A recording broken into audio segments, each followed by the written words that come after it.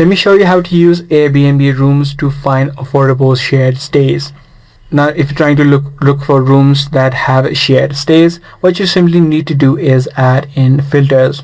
So first of all, tap on the search bar on the top, add in the exact location, and then tap on the filters option that you see on the top right.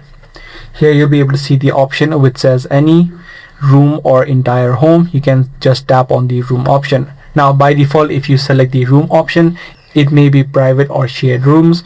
In order to ensure that you have affordable stays, what you can do is reduce the maximum amount on the bottom, as you can see, so that you can reduce it. Normally, if it is a affordable stay, it is gonna be a shared room, especially in case of rooms. If you selected the room option, once you've done that, you can simply tap on the show rooms option on the bottom, and you can verify it by heading over to a particular listing that you like, and it will say right here shared common spaces. So as I said, if a room is affordable, is normally going to be a shared room. So using this exact process, you can find affordable stays inside of Airbnb. If this guide video was helpful to you, be sure to subscribe. That's going to be all for today. I'm going to see you in the next video.